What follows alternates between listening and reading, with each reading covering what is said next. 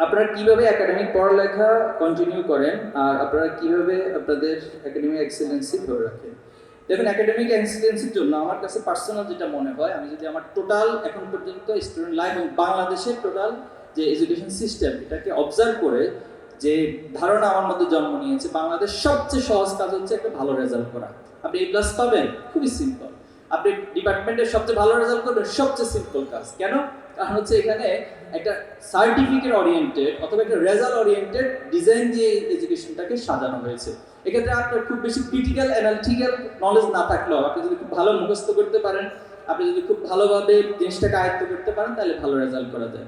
এক্ষেত্রে সিম্পল হচ্ছে নিয়মিত ক্লাস করতে হবে, আপনাকে ক্লাসে একটু নোট নিতে হবে, দেন আপনি সেটাকে একটু রিভাইজ করার চেষ্টা করতে হবে। পরীক্ষার আগে থেকে প্রস্তুতি গ্রহণ করা, আগের দিন রাতের জন্য বসে না থেকে আগে থেকে একটু একটু করে প্রস্তুতি গ্রহণ করতে পারলে রেজাল্ট ভালো করাটা খুব সহজ হয়।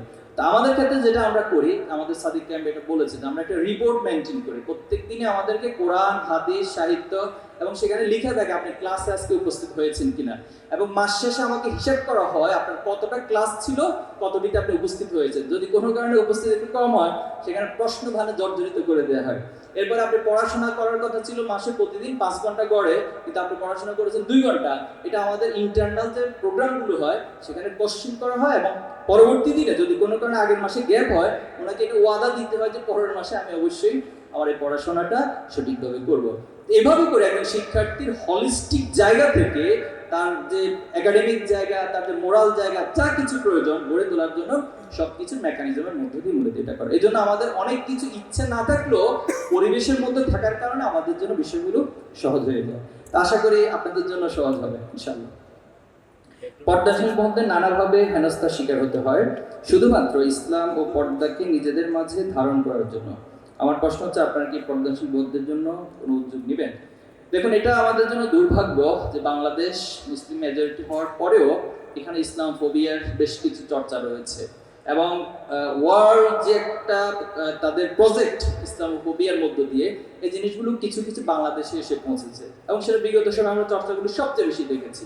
কত দুর্ভাগ্য আমাদের, ঢাকা বিশ্ববিদ্যালয়ে প্রোডাক্টিভ রমাদান আয়োজন করা হবে, অথচ সেখানে গিয়ে হামলা করে আমাদের ভাইদেরকে রক্তাক্ত করে সেখান থেকে মেরে বের করে দেওয়া হয়। ঢাকা বিশ্ববিদ্যালয়ে কোরআন রিসাইটেশন প্রোগ্রাম আয়োজন করা হবে, সেখানে ভাইদেরকে বোনদেরকে রক্তাক্ত করে পিটিয়ে বের করে দেওয়া হয়েছে। এগুলো তো আমাদের এই প্রজন্ম দেখেছি আমরা। তো এই যে বাস্তবতা, এই বাস্তবতার পরিবর্তন হচ্ছে না হচ্ছে না হচ্ছে না হচ্ছে আলহামদুলিল্লাহ। এখন এই পরিবর্তনের ধারাটা আমাদেরকে ধরে রাখতে হবে ইনশাআল্লাহ। আমরা বিশ্বাস করি যে ফোবিয়ার মধ্য দিয়ে ইসলামকে একটা নেগেটিভ অ্যাপ্রোচ সবার কাছে তুলে ধরা হয়েছে, ইসলাম তার সঠিক জায়গা এবং সঠিকভাবে ইনশাআল্লাহ প্র্যাকটিস হবে। আশা করি কোনো ভাই বা কোনো বোন যদি তার পর্দার কারণে হেনস্থার শিকার হয়, আমরা সকলে মিলে একসাথে তাদের বিরুদ্ধে দাঁড়িয়ে যাবো ইনশাআল্লাহ।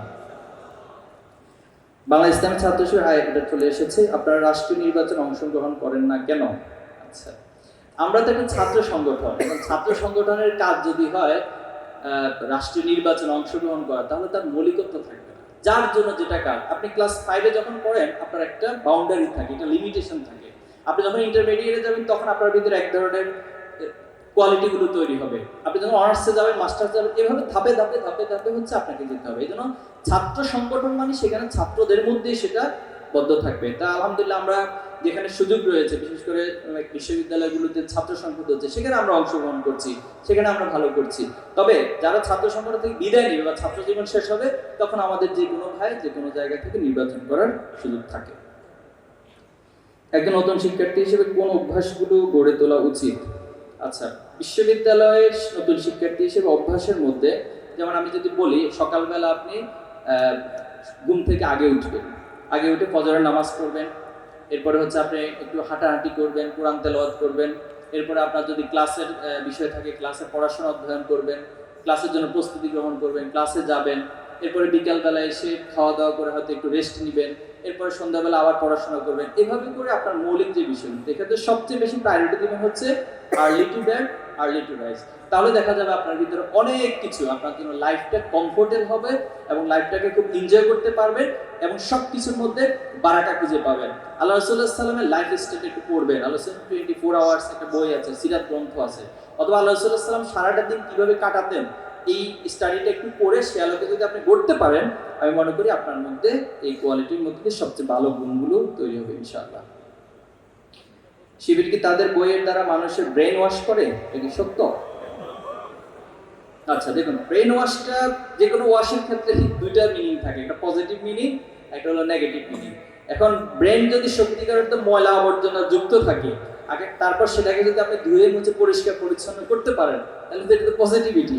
আর ব্রেনটা যদি পরিষ্কার থাকে, আর পরিষ্কার জিনিসের মধ্যে যদি ময়লা ঢুকিয়ে ময়লা জিনিস দিয়ে ওয়াশ করা হয়, তাহলে তো সেটা ধ্বংসের দিকে চলে যাবে।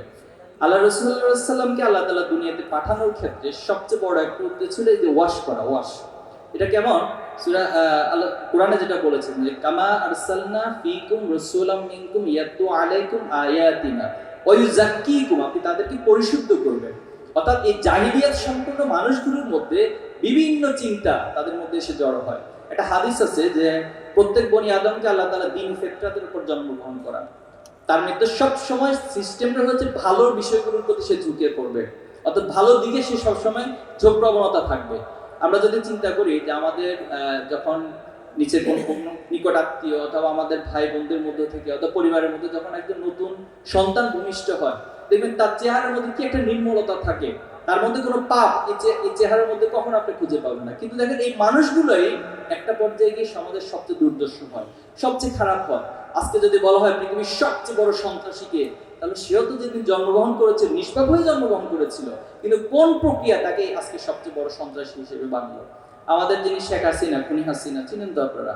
তিনি যে কাজগুলো গত 15 বছর করছে, উনি যেদিন জন্মগ্রহণ করেছিল সেদিন ওনার চেহারার দিকে তাকিয়ে কেউ বলছে যে এই মহিলাটা বাংলাদেশে এই কাজগুলো করবে ভবিষ্যতে? কারণে তো তাহলে কি হলো, তার মাঝখানে শয়তান এসে তাকে এমন ওয়াশ করেছে, পুরোপুরি সে একটা ময়লা আবর্জনা যুক্ত ব্রেনের পথ তৈরি হয়েছে।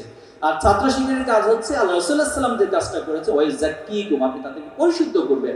আবু যর গিফারির জীবনী পড়বেন, তিনি একজন ডাকাত ছিল, ডাকাতের সর্দার ছিল ডাকাতে, কিন্তু আল্লাহ রাসূলুল্লাহ সাল্লামের ছোঁয়ার মধ্য দিয়ে ওনার ভিতরে এমন পরিবর্তন হয়েছে, তিনি আবু যর গিফারি হাদিস শাস্ত্রে অনেক বড় অবদান রেখেছিলেন এবং ইসলামের অনেক বড় খেদমত তিনি করতে পেরেছেন, সম্মানের জায়গা অনেক বড় বেড়ে গিয়েছিল। আমরা বেলাল রাদিয়াল্লাহু তাআলার কথা জানি, তিনি একজন কৃতদাস ছিল, কিন্তু আল্লাহ রাসূলুল্লাহ সাল্লামের ছোঁয়া পেয়ে আল্লাহ রাসূলুল্লাহ সাল্লামের যে পরিশুদ্ধতার প্রক্রিয়া, এর মধ্যে দিয়ে তিনি অনেক মর্যাদাবান মানুষ হিসেবে, যদিও তিনি কৃতদাস ছিল, কালো কুচকুচে ছিল, কিন্তু আজকে বেলাল রাদিয়াল্লাহু তাআলার সম্মানকে আল্লাহ তাআলা কোথায় নিয়ে গিয়েছেন।